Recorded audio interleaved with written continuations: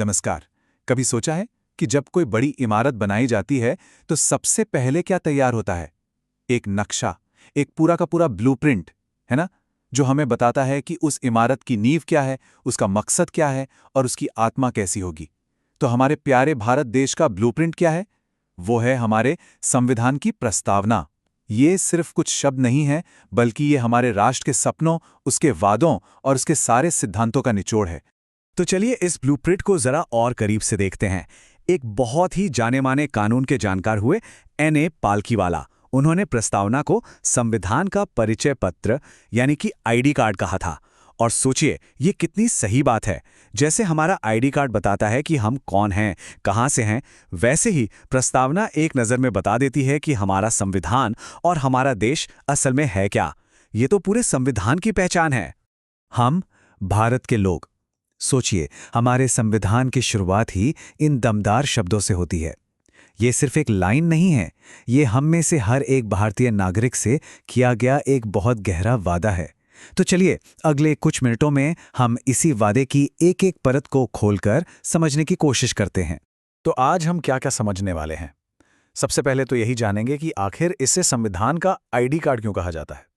फिर हम इसके 4 सबसे ज़रूरी हिस्सों को पकड़ेंगे, उन शब्दों के गहरे मतलब जानेंगे जो हमारे देश की पहचान बनाते हैं, उन महान आदर्शों को खोजेंगे जिनका ये वादा करता है, और आखिर में ये भी देखेंगे कि भाई कानून की दुनिया में इसकी ताकत क्या है।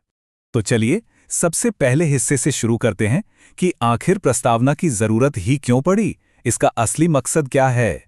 तो असल में ये प्रस्तावना होती क्या है?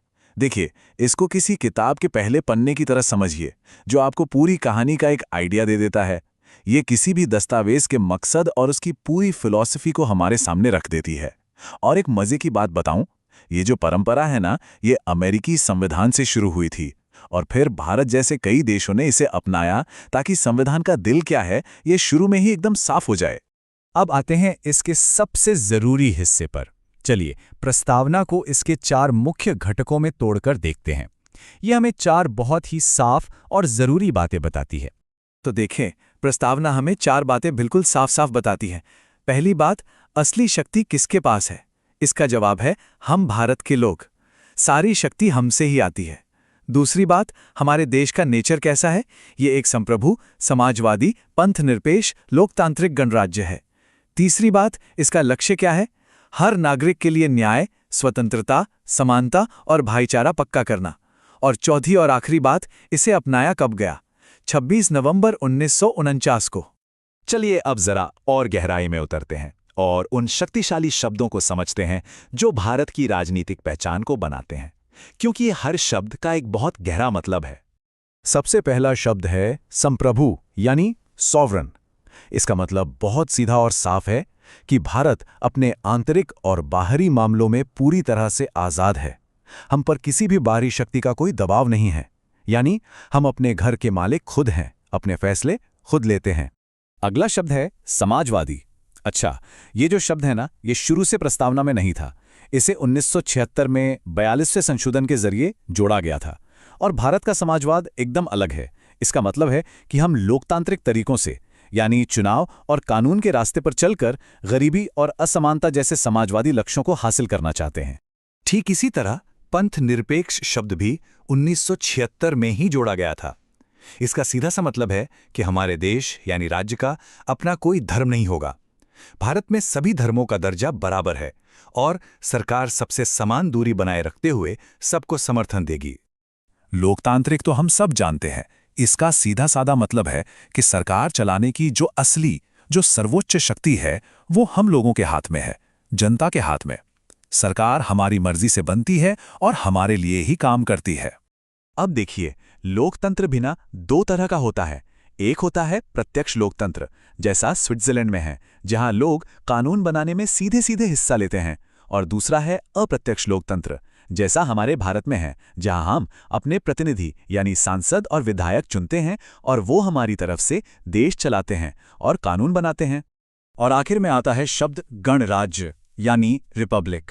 इसका क्या मतलब है?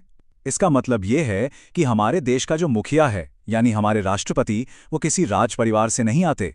उन्हें भी एक निश्चित समय के लिए चुना जाता है। यहाँ कोई राजा या रानी नहीं है, जिसका बेटा या बेटी ही अगला शासक बनेगा। यहाँ सर्वोच्च पद पर भी जनता की इच्छा ही चलती है। तो अभी तक हमने ये तो समझ लिया कि देश का ढांचा कैसा है, लेकिन ये देश अपने नागरिकों से वादा क्या करता है? चलिए अब उन महान आदर्शों की ओर बढ़ते हैं जिनका वादा प्रस्तावना हम सबसे करती है। प्रस्तावना हमें 4 बहुत बड़े आदर्शों का वादा करती है। पहला है न्याय, सामाजिक, आर्थिक और राजनैतिक। मतलब किसी के साथ जाति, धर्म या लिंग के आधार पर कोई भेदभाव ना हो। दूसरा है स्वतंत्रता, सिर्फ बोलने की ही नहीं बल्कि सोचने की, अपनी राय रखने की, किसी भी धर्म को मानने की आज़ादी। तीसरा है समता, यानी कानून की नज़र में सब बराबर हैं और सबको आगे बढ़ने के लिए बराबर मौके मिलने चाहिए। और चौथा है बंधुत्व, यानी हम सब में एक भाईचारे की भावना हो जो हर इंसान के सम्मान और देश की एकता को और भी मजबूत करे। और इन आदर्शों का रिश्ता कितना गहरा है, ये बात डॉक्टर B.R. अम्बेडकर ने संविधान सभा में अपने आखिरी भाषण में बहुत ही खूबसूरती से समझाई थी। उन्होंने कहा था कि स्वतंत्रता, समानता और बंधुत्व ये तीनों एक दूसरे से अलग नहीं किए जा सकते। अगर इनमें से एक को भी हटा दिया तो लोकतंत्र का मकसद ही खत्म हो जाएगा। ये तीनों मिलकर एक मजबूत त्रिमूर्ति बनाते हैं। चलिए अब अपने विश्लेषण के आखिरी हिस्से पर आते हैं। एक बहुत बड़ा सवाल उठता है, क्या ये प्रस्तावना सिर्फ खूबसूरत शब्द हैं या कानून की दुनिया में इसका कोई वजन भी है? अगर हम इसके इतिहास को देखें तो इसकी कहानी शुरू होती है पंडित नेहरू के उद्देश्य प्रस्ताव से। फिर 26 नवंबर 1949 को इसे संविधान सभा ने अपनाया। और आपको पता है, इसमें आज तक सिर्फ एक बार 1976 में बदलाव किया गया है, जब इसमें समाजवादी, पंथनिरपेक्ष और अखंडता शब्द जोड़े गए। और जब बात कानून की आती है तो यहाँ सुप्रीम कोर्ट का रोल सबसे बड़ा है। कोर्ट ने एकदम साफ कर दिया है कि प्रस्तावना सिर्फ एक परिचय नहीं है, ये संविधान का एक बहुत ही जरूरी और अटूट हिस्सा है। जब भी किसी कानून को समझने में कोई उलझन होती है तो जज प्रस्तावना की मदद लेते हैं। और सबसे बड़ी बात, इसे संविधान की बुनियादी संरचना का हिस्सा माना गया है, जिसे संसद भी नहीं बदल सकती। तो आखिर में बस एक सवाल जो हम सबको खुद से पूछना चाहिए।